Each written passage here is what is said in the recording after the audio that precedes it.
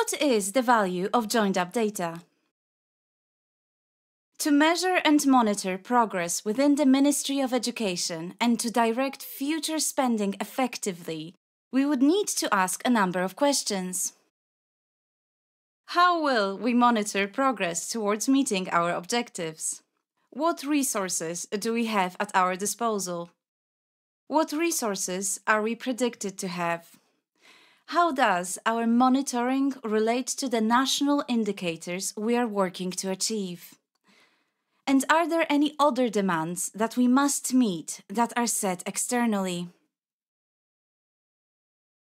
For the answers to these questions, we would have to look at a range of data from different sources, such as current and future budget spending, any international assistance that's directed at education programs, the performance indicators that are available to measure progress, the indicators and targets that the countries are required to adhere to under the Sustainable Development Goals.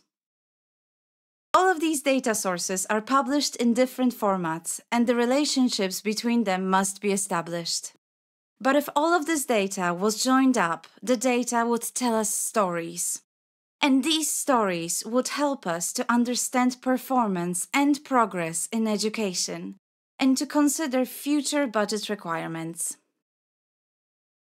For example, we would be able to see the story of international assistance, helping to ensure continued support for a youth training and development program, which had previously been set to be suspended in the coming years. But what is the data journey we need to take to uncover these stories?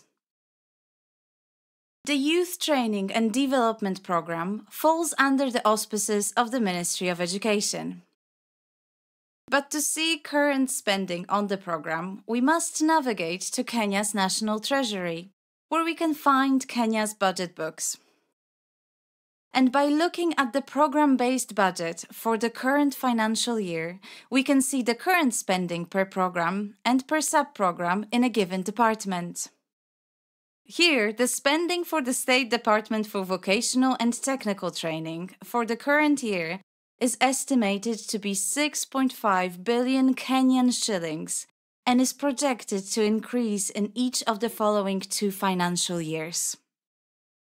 The program we are particularly interested in is Youth Training and Development. The budget here states that this program is estimated to receive 105 million Kenyan shillings this year. But the projections for the next 2 years are blank, suggesting that this program is about to lose its financial support. The program-based budget also includes its intended outcomes. For this program, the outcome is to enhance access, quality, and relevance of youth training. The outcome is monitored through a set of key outputs. For youth training and development, this includes establishing vocational training centers. These key budgetary indicators can be compared to the national indicators published by the Bureau of Statistics. For example, student enrollment in technical institutions by gender. Importantly, the data from previous years shows an increase in the number of students enrolled on these programs, showing us previous success. At the international level, Kenya's Youth Training and Development Program is relevant to Sustainable Development Goal 4, and specifically Target 4.3, which aims to ensure equal access to affordable and quality technical and vocational education, and Target 4.4, which aims to increase the number of people who have relevant skills for employment and decent jobs. So it is within the international community's interest to ensure that programs playing a key role in achieving these targets are adequately funded. In January 2017, the Kenyan government published its new budget. Here, we can compare the projected versus the estimated spending and see how these numbers compare across budgets. And the Youth Training and Development Program is now projected to receive increased funding of over 2 billion and is projected to benefit from similar funding until 2020. This is an increase of 2 billion Kenyan shillings to a program that, according to the previous budget books, was meant to be losing its government funding. It is not possible to know the exact reason for this radical change.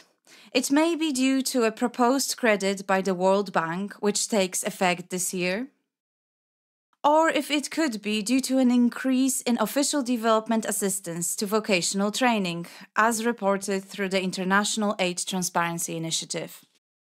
But whatever the reason, the story of youth training is one of many different data sources in different formats and in different currencies. At the moment, planners, data journalists, or researchers would have to wade through all these sources to get the full picture of the resources available for such initiatives and to understand the outcomes they are aiming to achieve. If all this data was harmonized, standardized, and cross-mapped, we could see a spreadsheet where the same story could be told in one simple line. And that is exactly what we have done through the Joined Up Data Standards project. To trace the story from the beginning, we can see the Youth Training and Development Program within the Ministry of Education and State Department for Vocational and Technical Training. Using the 2016-17 budget, we can trace how much money is currently allocated to spend on the program and how much is allocated for the next 2 years. Looking at the same values for the 2017-18 budget allows us to compare the data and see the additional 2 billion Kenyan shillings that's now been allocated to the program. We can map the national indicators for the program to see how it's monitored at the national level. And we can map these indicators to the SDGs to see how this program sits within the international monitoring standards. Finally, we can see the international aid that the government can expect to receive for the vocational training sector. And so we see two ways of telling the same data story. One which reveals itself only after a long and confusing journey around Kenya's data sources and international financial flow datasets.